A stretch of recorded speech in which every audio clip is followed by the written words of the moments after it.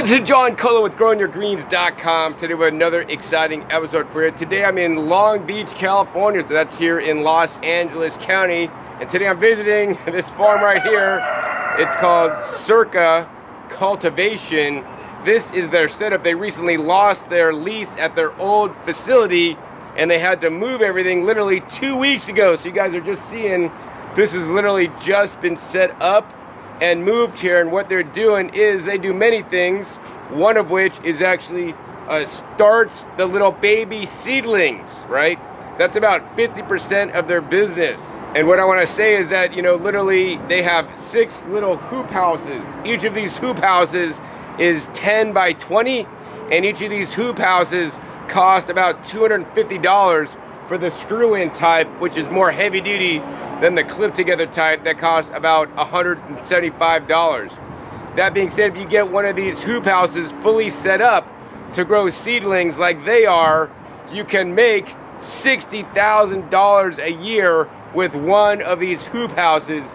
And guys, they have 6 of them. This is basically considering that every plant you grow will sell for $1. Of course, if your market cannot get $1 per plant, then you might make less, or maybe if your market can get more than $1 per plant, then you could make more. I guess it depends what kind of plants are you starting. So in this episode, what I want to do is actually I want to, number one, show you guys how you can start a business to start a little hoop house like this and grow plants and make lots of money. But yeah, as much as money as it is important for us to live, right, you will be empowering your local community and other farms near you and organizations to grow more food, because every one of these plant starts can be eaten. And that's what this organization does. They provide plant starts not only for their personal installs, because the other 50% of their business is doing consults, education, helping homeowners with resetting their garden, and even doing service for larger contracts like restaurants and educational institutions and schools, where they will come in and take care of your garden and help you keep it growing so it can be the most productive it can be. And of course, we're here also on the farm with plenty of other roosters and other animals like sheep and goats that are watching me film right now. So anyways, let's go ahead and head over to one of the hoop houses to basically show you guys how they're doing it, what they're growing, and how you can do it too. So half of their business is growing seedlings that they grow in these Botanicare 4x8 rack trays that are black. Each one of these little hoop houses has 5 of them set up, and each one can hold 16 of these little trays that each have 72 plants. So if they sell each of the plants for $1, you could do the math on how many of the how many plants they could have and how much money they will net in each grow, considering they're selling each plant for $1. Now, of course, you may sell them for less or you may sell them for more, but nonetheless, you could get one whole round of plants basically in about 4 weeks from the time you put them from seed to the time they get germinated and are proper size to sell. They have this fully set up on automatic watering, automatic irrigation, where they recycle all the water. So this saves water and conserves resources, something very important here in California. Of course, if you were to set this up at home, you don't know how to do any plumbing like that, you could just hand water it literally just twice a day and have your own seedlings. They're gonna show you guys a specific, you know, little plugs they use and the material they use that they found works perfectly every single time. They have this actually built up on some wood, little tables that they built out of basically wood materials that you could buy at your local Home Depot. But if you can't do that, I'm gonna show you guys how you can just stack these Botanicare racks on pallets. All right, so I'm gonna show you guys the budget way to do this. If you guys don't know how to build any simple tables or don't wanna invest in the wood, you could get pallets. In some cases, they throw away pallets. Anyways, you just wanna stack these maybe about 4 high, and then you can see this special Botanicare rack actually has an indentation with a little trough. This was literally built to set up so that you could set up and hang it over the edge of a pallet. This is basically where it drains down to, and all the water comes out. All their water basically is pulled out by a sump pump and then is sent back to the container that then will recirculate the water and water fully automatically so that they don't have to lift a finger. Of course, they're using the IBC totes to catch the water, but you don't even need to use anything that high tech. You can just get some kind of big container, drill a hole in so all the water drains in here, and then use a pump to pump it back through and then water with if you need to. I do like that they basically bottom water all these plants so the seedlings are not getting wet. This, in my opinion, is definitely one of their keys to success. All right, so now I want to show you guys actually more about what they are actually growing. They have all different kinds of plant starts. They have gone around and selected the best plant starts. They're gonna grow well, not only for this area, but also around the country. So you can see here some of their finished plants. Some of these are just ready in 2 weeks, 2 to 3 weeks. Here I think we have some kind of a bok choy, but I want to go ahead and pop one of these up to show you guys. And this is what they look like when they're ready to go. And so the medium that they're actually growing in is a coconut coir mixed with peat moss and an organic biodegradable binder that actually you can use these in things like tower gardens. You could also plant these directly in the soil, so they have a multi-use, unlike things like rock wool that are pretty much grown specifically for hydroponics, and the rock will not break down in the soil. These can be composted and can be planted in the soil and will basically just degrade into little small bits. And of course you can see these healthy plant starts ready to go in the ground, full of roots, just starting to peek out the bottom, waiting to go in a hydroponic tower, such as the Lettuce Grow, Zip Towers, or any of the other ones that are out there, or just go in your ground for planting in your garden. I think really the real benefit of these is that they're easy and they're actually quite healthy, and because they're actually quite small, they can be shipped. So actually, I want to show you guys how these can be used in a hydroponic tower, and actually which hydroponic tower Circa Cultivation recommends and even sells on their website. So aside from using a lot of the seedlings they grow for local installations, also selling to the local community, also gifting. Actually, I didn't mention that yet. They actually gift out. They grow so much that they don't sell it all, which is totally crazy. So actually they gift out of every grow up to 50%. Normally it's around 20%. Pretty much every single time they grow, they always want to project and have the exact right amount they need to serve all their business and educational customers, any future and prospective business they get, as well as they contract grow for other big companies out there. They always have excess and leftovers after that, so they donate that to non-profit organizations that then will, use it to grow and or teach people how to grow their own food, which is simply amazing. So not only are they able to be profitable, but now they're also able to give back to non-profit organizations, which then they get actually a tax deduction for, that then they could take off their taxes. And so this enriches the whole community. So this is totally amazing, just with some little seedlings that they grow.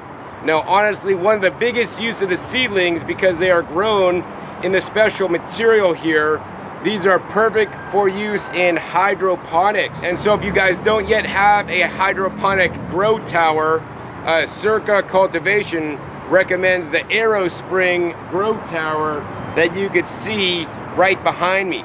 This is actually designed and engineered by a European, not from somebody that hasn't grown before, right? He started out growing with PVC tubing. He saw the problems it had, right? And he designed a unit that really works well. A lot of the units on the market actually have been designed by, businesses, but they don't take the gardener or the person growing into consideration.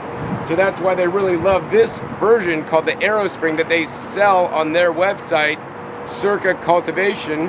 In addition, of course, all their little seedling plugs will work on other towers like the Lettuce Grow, as well as the Tower Garden.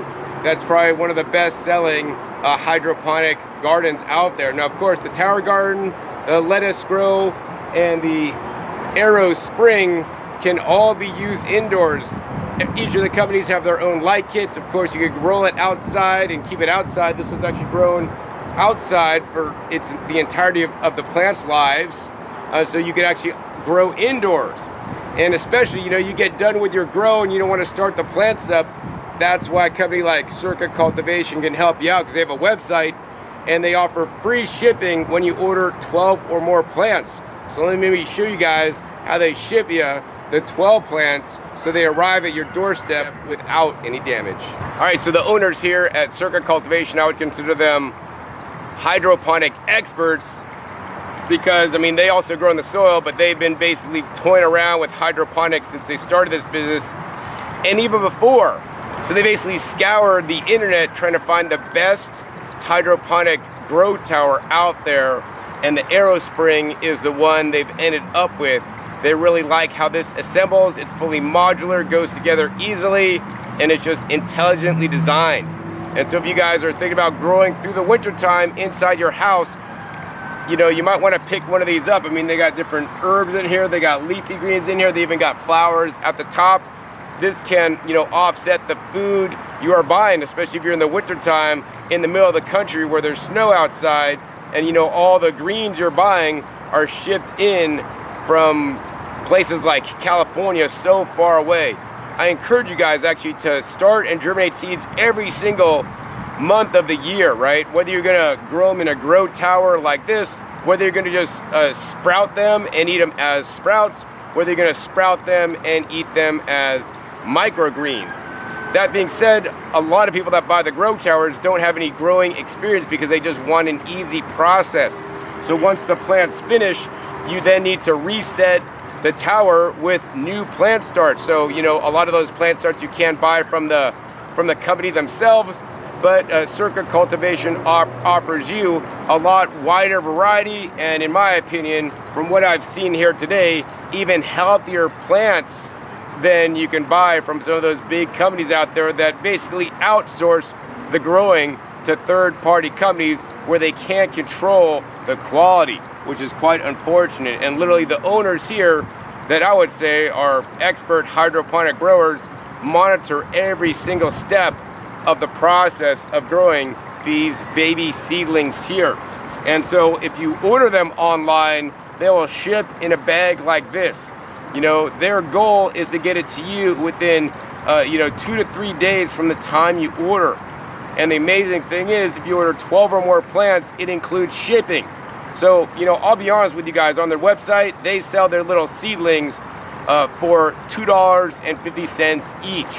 And you might think, John, that's a lot of money for a seedling pack. Well, it really depends where you live. So, I mean, here in the Los Angeles area, yes, I can go to wholesale nurseries, link down below for my recent video where I went to one of them, and I could buy 6 packs for $2.50, and they're selling a single plant for $2.50. That being said, if you're in the middle of the country, you may not have nurseries open in the middle of winter for you guys to even buy plants at, and then those are soil-grown plants not set up to easily go into a hydroponic grow, right? Of course, these plants could also go into the garden as well.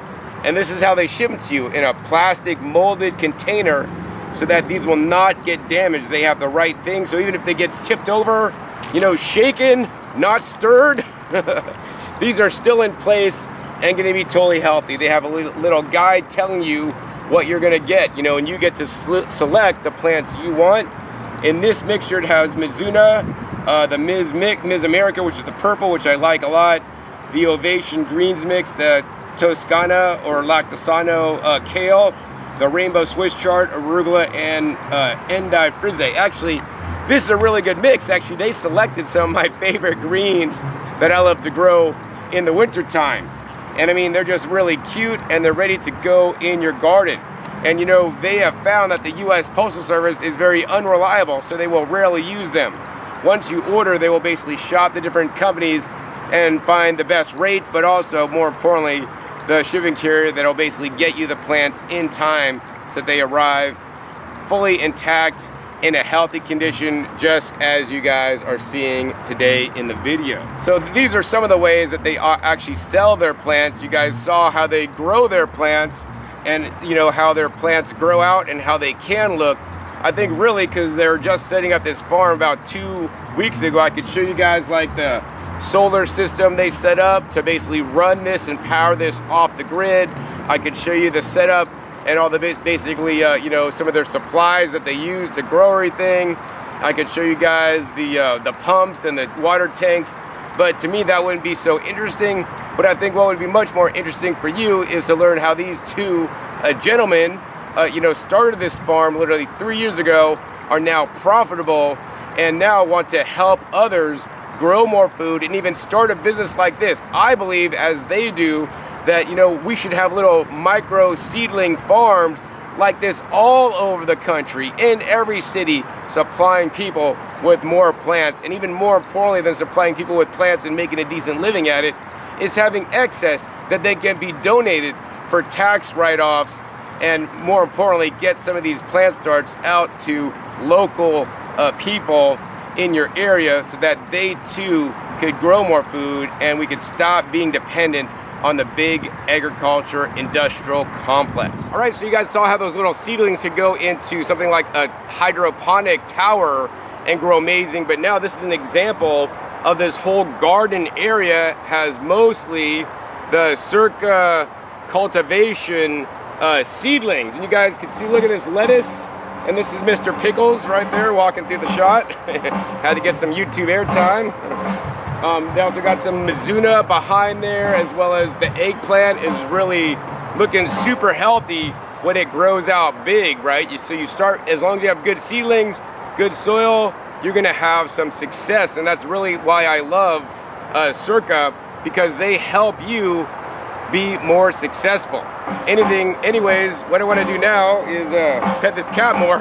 But after that, what we're gonna do is we're gonna go ahead and interview the two owners of Circa Cultivation to find out more about why they started the business and why they're so passionate about educating and getting healthy seedlings out to people so that you guys could grow more food. So now I have the pleasure of interviewing Matthew and Kevin, co-owners of Circa Cultivation here in Long Beach, and we're gonna find out more about the business that they are running, why they do it, how much money they're really making off these plant starts, and what else they're doing to supplement the income, as well as why they started this business in the first place. So I'm just gonna throw questions out to both you guys, and whoever wants to answer it could jump in, because I don't know what you specialize in and what you specialize. I mean, you guys seem like you do a little bit of everything, actually.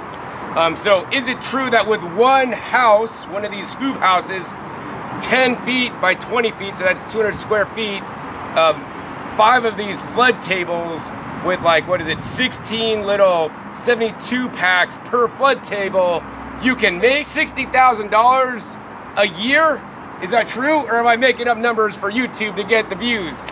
If you sell every one of these plants, if you can get everyone to a customer, you can make $60,000 out of one of these greenhouses A year.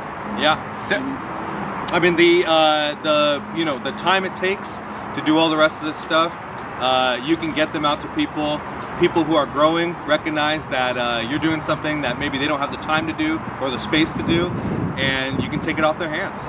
cool. So the question is, you know, I quoted you could make $60,000 if you sell the plant starts or the seedlings for just $1 each. And honestly, how much do you guys sell the plant starts for? Depending on the customer and the size of the order, it's as low as 50 cents if the order is large enough, or as high as $2.50. That's what we sell directly to the consumer when people are buying small volumes. So it's a range depending on how much someone wants to buy. Right, so the question is, what is the average cost if you had to just take the whole year? We sold X plants. This is the total income based on our large sales, our onesie sales, and in between, what's your normal selling price actually? Average, it would come out to $150. Wow, still, so $150. So now you're making $90,000 a year. So man, I'm gonna put that in the title now, $90,000 a year, because that's their average selling price here. And of course, we're in California, one of the most expensive states to live, fortunately or unfortunately. That depends if you live here or not, okay? So anyways, why did you guys decide to start selling seedlings? Well, it all started with helping people growing food. So we would go and show people at their houses or help people grow food at restaurants. And we would grow the seedlings, the plants, to help with those in-person services. And then people started asking us saying, hey, your plants look so great, can I just buy some of the plants without the services? And we said, sure. So we started with 2 of these tables in my parents' backyard, and that was 3 years ago when we started the company. And now we're growing 5,000 to 15,000 plants per week to serve our in-person customers still, but now half of our business is selling the plants. Wow. So I mean, if you guys do the math on 5,000 to 15,000 plants a week, sold at $1.75 each. Whoa, man! These are the guys I want to hang out with, because guys, we're going out to dinner tonight. No, just kidding. So here's the thing: as much as they grow 5,000 to 15,000 plants a week, right?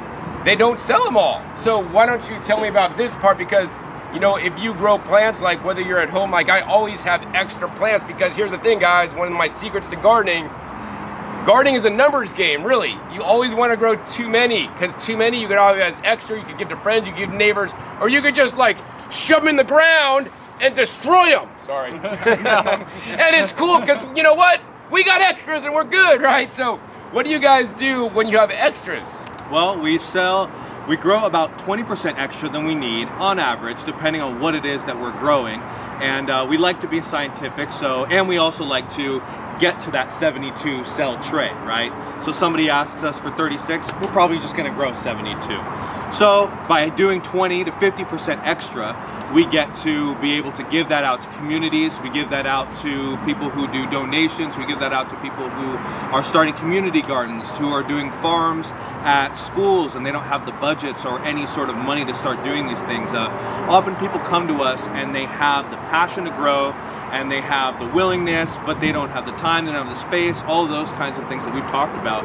And so we're able to provide that and fill that need. I mean, we want to see plants growing, ultimately, so we're willing to do what we can to help that happen. All right, so yeah, as much as 20 up to 50% in some cases, literally every week, get unsold and get donated to help out organizations. So what are some of the feedback you've gotten from some of the organizations and people that have been gifted your seedlings and how it has changed their life? We've had amazing stories of people who said, oh, I was at this farmer's market where one of our nonprofit partners was giving away some of our seedlings, and they say, I started this Swiss chard 3 years ago and I'm still harvesting off of it, and this was the first plant I ever grew. And we have nonprofit schools that say, hey, our garden was in shambles, it was a wreck, but because of your seedlings we were able to give it a full restart and get going for the next school year and serve all of these students. We really feel like there's talent that exists out there with other growers, other programming around horticulture and gardening, and by giving this service away to Los Angeles for free, we can help let those organizations and let those people shine, as well as giving people their first step into gardening. Yeah. So if you're in Los Angeles, if you're in here, then hit us up. Anywhere in Southern California, really. We're happy to give away some plants. Wow. Hundreds of plants. Oh my gosh, you guys are gonna get so screwed by people watching this video. They're gonna be calling you for free plants, and then you're gonna go out of business because they're giving them all away instead of selling them. Yeah. Also, our website, we do sell plants directly to consumers, so if you can't make it to our nursery for some free plants, if you're not in Southern California, we ship plants all over the nation. We usually have 30 to 50 varieties available on our website at any given time that are seasonally appropriate. So that's another way that we can serve, but those are the $2.50 per seedling plant. Yeah, and of course, those actually, if you buy 6, you gotta pay for shipping, but if you up it to 12, and this may change soon, you get free shipping, which is amazing, which means in my mind, you're like, how can these guys make any money? Basically, because shipping is so much. I mean, I pay shipping rates with my business, and it's just insane. So, why do you even sell plants? Like, why do you do this online? Is that a sustainable model? I think it is a sustainable model. I think there are things that we're learning all the time.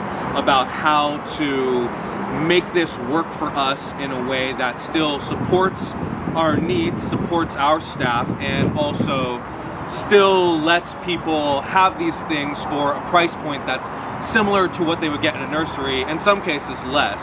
And I think that we've tried to build that model, and we're continuing to build that model, get the evidence, and try to change accordingly, but still keep it affordable. I mean, there have been times when we've definitely lost money. We've sold to Hawaii, we've shipped out to Alaska, that they weren't profitable things, but I think if somebody really wants to grow and they really want to have our seedlings, we're more than happy to see them there. I mean, we want to see people growing. That's ultimately what we're doing and why we're doing it. So far it's working.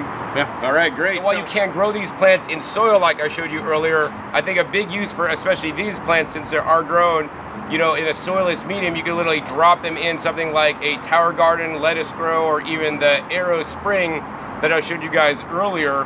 And so the question for you guys is, hey, why should somebody buy your seedlings? Because all those companies, right, they also sell their own seedlings. We have more variety, more interesting varieties, and I think you'll find that our customer service and our plant quality ends up being better as well. So give it a try and see how you like it. Cool. Yeah. So I mean, I'd encourage you guys to try. I mean, I've seen all the seedlings here. They're just absolutely fabulous and amazing. And of course, I mean, I would also shop for price. Hey, if these guys are less money and you got better selection, and you maybe haven't had luck with some of the seedlings that you've grown from other sources, then by all means try something new. Okay. So another question I have for you guys is, why did you decide to start to get into this business where you not only grow the seedlings but also help the local community, do consults, help people residential spaces flip into the next season's grow, even do maintenance contracts with local schools and chefs to keep their gardens and food growing? Well, my story starts back around 2009. I was in 9th grade, and I was really curious about what makes peppers spicy. So I did some Googling, and I found out about this molecule capsaicin. And I found out that people stress their peppers to grow, to get them to grow hotter. And I said, what is all this? I need to learn more. And I grew a pepper from seed, and I got so excited when I had my first harvest and I got to eat that pepper. And in that research, I actually came up on some of your videos. In 2009. So, some of the first videos that were coming up talking about glacial rock dust and the micronutrients that plants need, subsoil irrigation, high density growing in small spaces, using the most of your yard. Those videos were some of the first things that got me interested in doing horticulture, eventually studying environmental science to know why it's important, and now getting to do this for a living and share back in a similar way that you did for me. So I'm extremely grateful to be talking with you today. Yeah, I think it's a matter of finding the right niche. I think for us, we have found a place, and I think in all sustainable systems, you have to find that place. Everything does have a niche, and in doing the work that we've done throughout the years with horticulture, we've found a way to contribute. There are a lot of people who are out there, a lot of community gardens, a lot of chefs who wanted these ingredients, and they just couldn't find a way to get these things fresh. Well, we have a way to either have them grow on site, help them to grow on site, or if they already have a growing way to grow, then we have the ability to supply that. So many community gardens, so many places that depend on volunteer work, that depend on people's passions. There are a lot of people who do it all the time. Like you said, it's a high cost of living. Everybody works here. Every parent is working. All these people are doing these kinds of things, but they still want to be able to provide this for their families, to provide this for their customers, to provide this for their diners. And so being able to find a way to cut out that first crucial 6 weeks of time that you're getting a seed to grow and getting it to the place where you can plant it, we're cutting all that out, and we're getting people to grow so much more quickly and so much more successfully. And I think with that confidence comes the ability to say, okay, maybe I can do this whole thing myself. And when they come time to do that, they come and ask us, and we say, great, and we set them up, and we walk away happy knowing that there's somebody else out there who's able to provide for themselves or in whatever situation that they want to. Or share it with other people. Yeah. Wonderful. Yeah, actually, I want to share 2 stories real quick based on what these gentlemen just said. So number one, I grew roulette peppers, or roulette habanero peppers, in my garden this year in Las Vegas. That all the descriptions online said this pepper is not hot. It's actually a sweet habanero with the sweetness and flavor and the flavor depth and fruitiness of a habanero without the heat, right? So then I grew 2 beds of them, right? That's like 36 plants. And then I harvest the first one, and I'm like, ah, it's freaking hotter than heck, man. I'm like, man, those damn suckers live. And then I thought, wait, well, they probably didn't test these plants in Las Vegas where the plants are stressed out with over 120-degree weather one day, over 115 degrees for 5 days, and over 100 degrees for basically 3 months.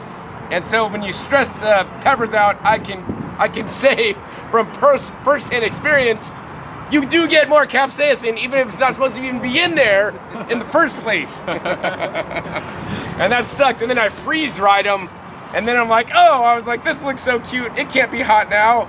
Put it in my mouth. Oh my gosh, my mouth is burning so bad. Even hotter. Even hotter, yeah, because it's concentrated. Yeah. I'm like, and I was like, oh, oh, and I basically took olive oil, put it in my mouth, switched it around, then I took these this other lipid fat like supplement, actually put it in my mouth, and then that's basically the fats basically suck up capsaicin that's not water soluble but oil soluble. Mm-hmm. So then I was cool, but I won't be eating another freeze-dried roulette sweet pepper again.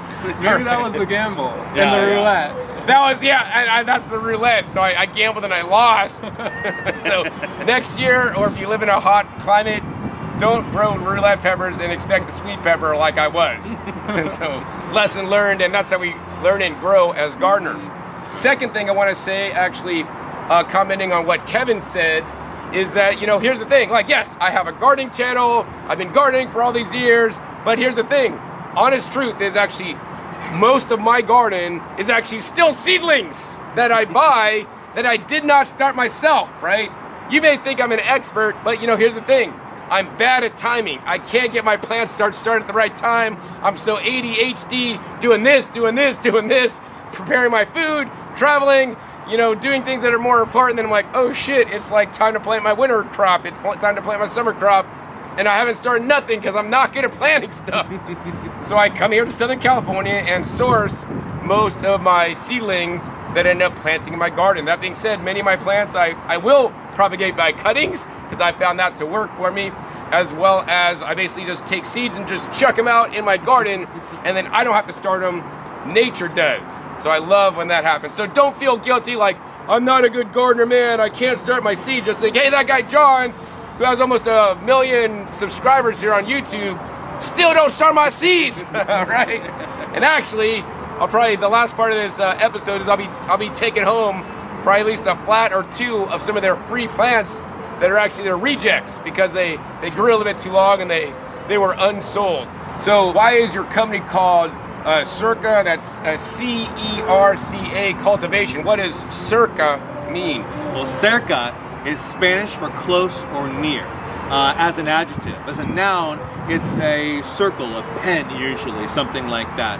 So when we started to get to this thing, we've been in the industry for longer than we've had the company, and we really started to hear the banjos and the prairies in our head, and we thought, this isn't where we're at. We're in Los Angeles. We're in a gritty urban environment. We're in a Latino environment. We're in a place with so much history. I myself am Peruvian, and I think that it was great to find a way to speak to those roots, to speak to the roots of the company, but also to have something that conveys the message and conveys what we want to put out there. We want people to be growing closer to where they live, work, and eat. And that's ultimately everything that we want to do, and every part of what we do is getting people closer to that place where they can have things and food accessible to them, fresh food accessible to them everywhere here in LA. I mean, I think it was so important because we saw those places. We see all the food deserts, and we talk to the people who grew up around these places where you can't walk to a grocery store and there isn't one within 1 or 2 miles of yourself. A lot of people don't have cars, even though this is Cartropolis, right? And being able to access all that stuff, we thought, you know, it's better to bring the food to them in a way that they can figure it out. So Cerca just seemed like the best thing to get us into a place where it still says what we want and it still has the story behind it that carries with us. And what I like to say is we're growing closer. We're growing food closer to where it's going to be eaten. We're growing communities closer through the practice of growing food as well. So what does your business, Cerca Cultivation, fully entail? And we know that one part clearly is growing all the seedlings that you use, but what are the other areas? Because there may be some nonprofits or other people in this area that may be able to use some of your services. Yeah, so Cerca has pretty much 2 main pillars.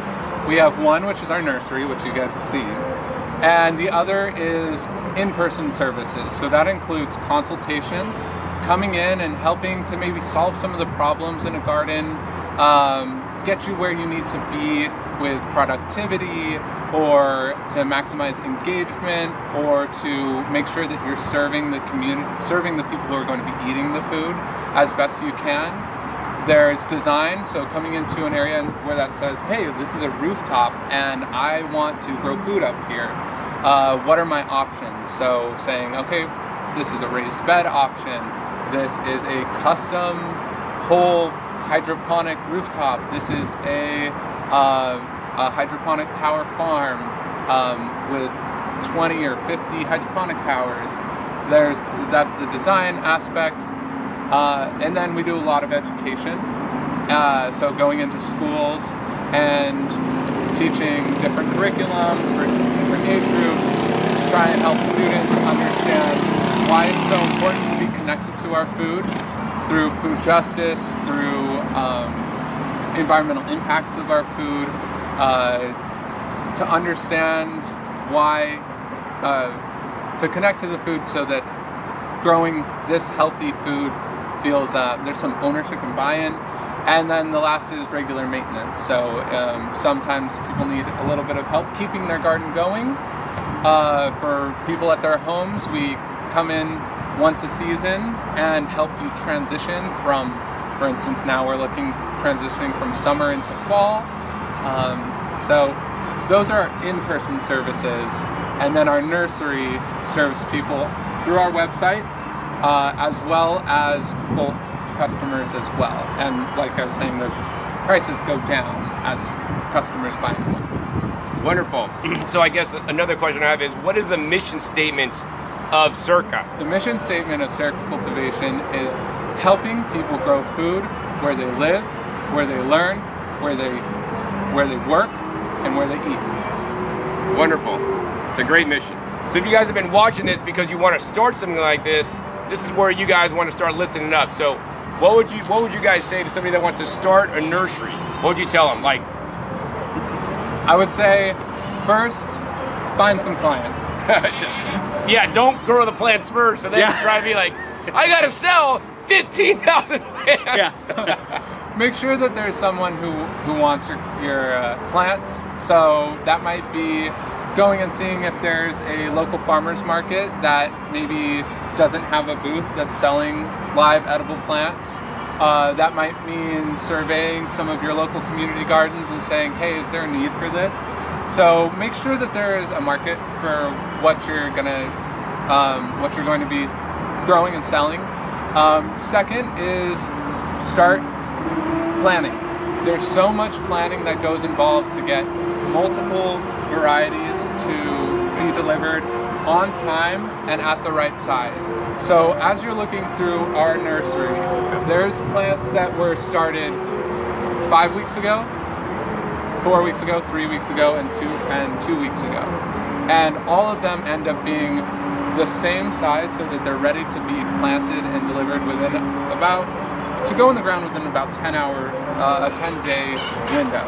So start that planning process, start experimenting and start exploring new crops that might be commercially viable or might serve your customers well. And if you're trying to do it for other reasons, if you're the person who's going to do it out to community garden or to your children's school or anything like that, find out what it is that's most important to them, what they want to eat. There are a lot of things out here where we've become, we've been introduced to plants because there are people saying, these are plants that I used to eat at home, back in Laos, back in wherever they are. And how do we grow wing bean? How do we grow this watercress? How do we grow any of these other kinds of things? I can't get it. I can't get it fresh. For me, it's Peruvian crops.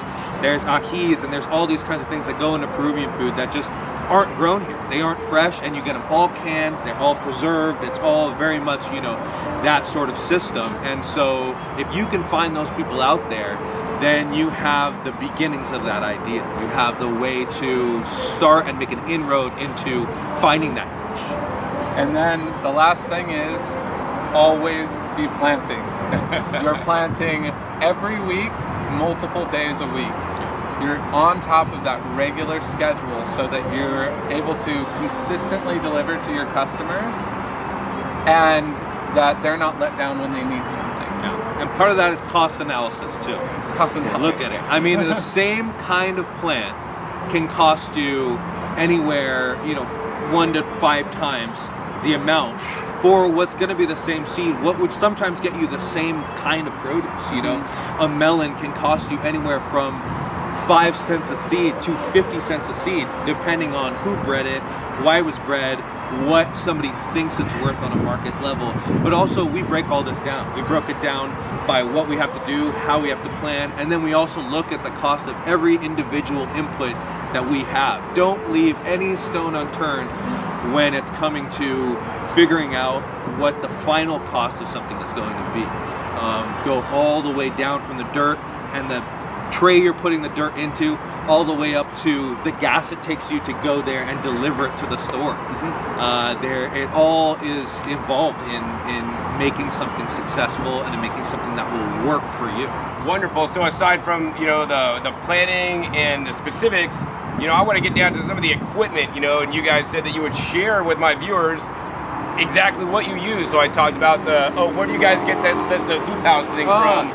That's about like $250. Yes, Quick Tent. Quick Tent with just a C, no K, has been the place where we've gotten those. They have a variety of different sizes of things, and they also have those like, buy this and you'll get a smaller like glass, hot house, and they have a lot of those good things, and the ship was pretty quick. I mean, we just, they're not paying us, but it is a great product. It really is. Cool. And the next thing is, where do you get these like plug flat things, and why do you specifically use these ones? This is a half size one. So weirdly, it's called Quick Plug. Quick plug. Well, yeah, quick plug. You're gonna go quick, and it's gonna be fast, and you're gonna make more money. That's right. That's right. They're out of Maine, I believe, and they're starting to grow and get places all over the place because they're getting much, larger clients. But we've worked with them for pretty much the whole life of the company at this point, and they've been really great and responsive. And now we're at the place where they're checking in with us. Hey, do you need more pallets? Do you need more trays? And we're getting a working relationship together. I think these are by far the best thing we've seen that meets our needs in terms of being able to grow the plugs, being able to have them stay in a hydroponic environment. The soil doesn't get washed out or anything like that. They stay together, but they're also compostable, which is one of the most important things to us, is it can go and it can all, be returned into the cycle that we're working. So I think one of the downsides of doing what your guys are doing is that when you're done, you sell the plugs, but then you don't refill the trays. You actually just donate the trays, right? So where do all your empty trays go, and why don't you refill and put new, little plugs in there and reuse them again? Why not? Well, first of all, I'm gonna get a lecture now. Yeah. Well, first of all, is that these trays are a service to the community. So lots of other gardens they take them off our hands and they use them to grow their own seedlings. The other reason is when we're running an operation like this, and like Kevin was saying, and we're building out our protocols, that refilling a loose fill There's a lot medium, more labor. It's about twice, if not 3 times more labor for us to go through and repack trays. We've done it in the past to increase our donations because a loose fill medium is about 1/3 the cost of our trays. So we've done it for large batch donations, so we're talking 20 to 50 trays of local gardens, friends of ours who are like, we need like, you know, thousands of plants. And we're like, okay, well, we can't afford, you know, To donate the good stuff. to donate those, but we've done a loose fill and it takes more work, but we can actually make that happen. As well as the way we've set up our operation, we can't afford to have the loose fill medium going into our recirculating water system because it'll clog our drains and clog our pumps. So similar to the hydroponic system, the individual system, it's the same thing. If the whole table is getting flooded and coming out, it'll just keep pulling that trail. But this year at Indoor AgCon, we were met with a lot of different kinds of technologies that I think we will soon be utilizing to get those trays refilled in both a cost-effective and like quick way, cost and time effective way, but also a way that's going to be like really advanced, and that's going to be on new, sort of on the cutting edge of agricultural science. Sustainability, also high performance. There's a lot of interesting mediums, seed starting mediums on the horizon.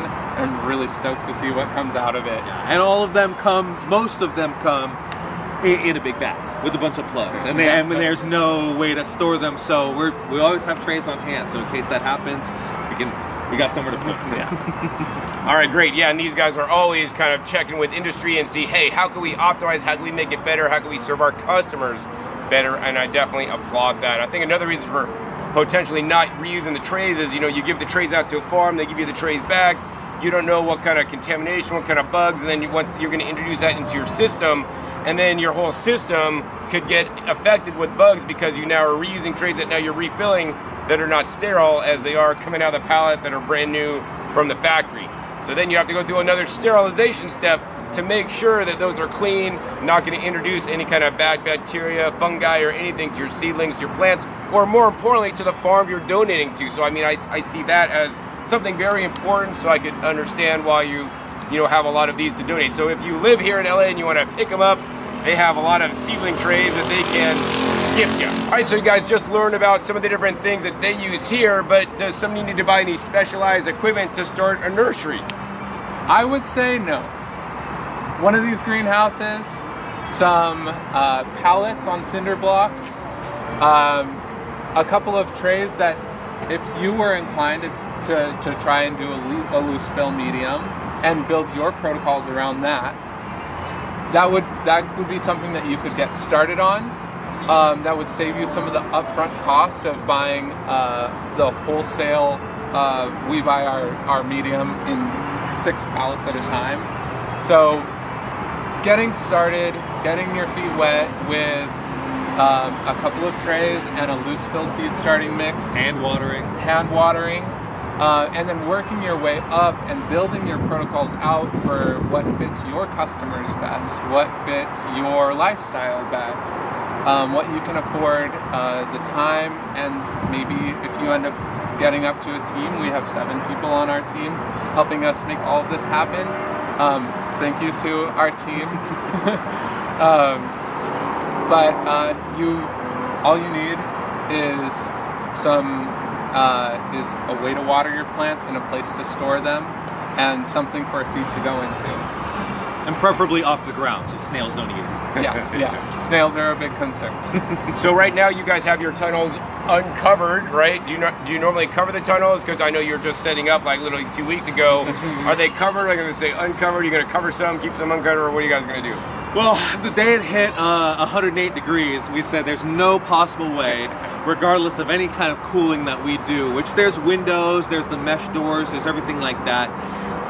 we just couldn't possibly have anything covering the plants right now. So as we slowly get into that place, as we get into the rainy season especially, obviously all these trays, if they get filled with rain, that's going to return the rain to the reservoir. So it's going to overflow everything. So we will need to cover them again, and they all came with covers. They came with the entire kit and everything you need. They came with covers for $250. Yeah. Wow, that's impressive. So Now, how long did the covers last? I believe they said it's a 5-year guarantee, and then they'll do like some lower rate for you to like get the cover, just the cover. Wow, that's amazing, guys. $250 for a whole hoop house with a cover. That means you can start growing, you know, outdoors wherever you live in the country. Of course, you might want to get a double hoop house. Hopefully they make one big and then one a little bit smaller, so you can put two inside and have double protection for your, you know, for growing out in the snow in the middle of Idaho. All right. yeah, and one recommendation that I have for someone who's new to greenhouses is research research controlled environment agriculture. Look into it, get familiar with the types of cooling practices. Active, meaning you're pumping air through your greenhouse, versus passive, which is venting. Get familiar with how humidity and airflow within the greenhouse might affect your specific crops. So for instance, basil here in Southern California, once we get to very cool nighttime temperatures, the downy mildew that is from the humidity on the right around the lower leaves of the basil plant becomes something that we can't keep up with, so we switch our crop and we plant accordingly. Last year we had to do a lot of work to get the humidity out for our brassicas in the November through beginning of January, because that humidity was causing funguses that we had to actually get rid of and compost some of our trays because we weren't able to get that humidity out quickly enough. So these greenhouse practices, the information is out there, and there's people like anyone in LA can reach out and ask us our experiences, but there's probably people around your area, wherever you are, who have experiences with greenhouses, who might be able to tour you through theirs and share that information for your local town as well. Start checking the weather. Yeah. All right, great. So it sounds like you guys are, you really want to encourage people to start a greenhouse and get food growing all over this great nation. So the question is, do you guys have a playbook, or are you there to consult and help people, help them start something like this? Because you have proven over the last 3 years, and even your previous work with horticulture before you even started your company, for many years before that, will you help them do that? Yeah. Reach out, info@sericacultivation.com. We're happy to share information. We just want to see people growing. And whatever resources we do have on hand, we're a small company. We don't have tons of time. We wear a lot of hats here. But we love to answer questions. We love to encourage people to grow their own food and grow food for their community. We're here to help. We don't have any package, start your own nursery process right now. Maybe sometime in the future, if enough people ask, we might be able to build something out.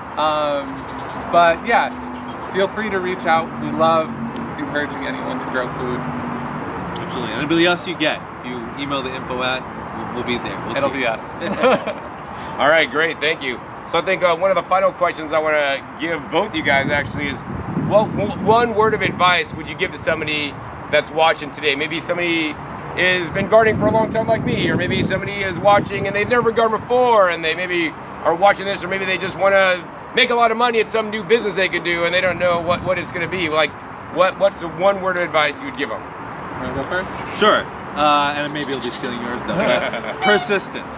I think the biggest thing that you can have in this industry is persistence. If you plant it and it dies, don't be discouraged. We've killed hundreds of plants.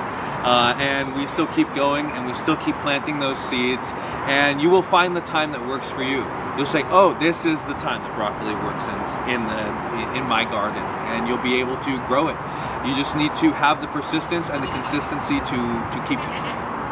That consistency is kind of what I was going to say. Always be planting. Always be planting. Always be harvesting something and putting something back into your garden. So always be planting. That's my... Yeah, don't be too precious with it. Yeah. If you find that your kale is just not looking quite right, just put a new kale in. Eat that kale. Yeah. Don't worry about it not being at fullest of maturity that it possibly could be, or you've been picking off of it for years and now it's this long spindly thing. And it barely makes nothing. Cut it out, guys. Put it in a new one, man. Always be planting. Seeds are cheap Yep. for the most part. Yeah. Seed packets are very cheap. Seed companies want you to be growing their seeds, so get a seed packet. It'll only have 25 seeds, but if you're at home, you don't need more than 25 seeds. So I would say just go get a packet. There's a ton of places where it even happens for free. In almost every city, there's a seed saver. There are people out there who are trying to save the seeds, and they need people to grow these seeds out so they can save the seeds again. So go look, get invested in your own community. Friends, Yes. community, there's seeds out there. Start seeds and always be planting. Excellent ideas, and I'd recommend, like me, what I do is I'll go to like Johnny Seeds or something like Fedco, and you could buy one packet for $2. You could get a half ounce or a quarter ounce for not much more sometimes, and I'll just buy the bigger amount. I'll take the seeds and I'll just throw them out in the garden and see if they come up. that's how I have fun. That's how I gamble. I live in Vegas and I don't put money in the slot machine, but I buy seeds and I throw them out and see if they come up. Yeah, those are your dice. That's why I'm rolling my seeds, not my dice. All right. So anyways, I think the last question I have for you guys is, hey, if somebody wants to buy your seeds, get your consulting service, get your free plants, learn about how to start a nursery, and contact you guys, how can they reach you? Yeah, info@cercacultivation.com. Just go to Cerca Cultivation. Cerca_cultivation is our Instagram. We're on Facebook. Any way you can contact us, we'll be there. We'll respond, and we are happy to help you.